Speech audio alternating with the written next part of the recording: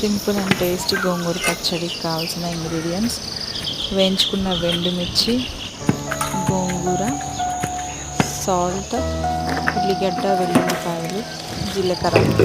Simple and tasty గోంగూర పచ్చడి ready.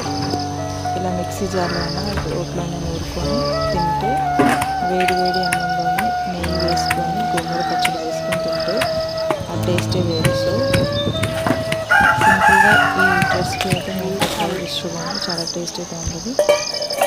And వంట రాని వాళ్ళు కూడా చాలా ఈజీగా ప్రిపేర్ చేసుకోవచ్చు. Thank you for watching this video.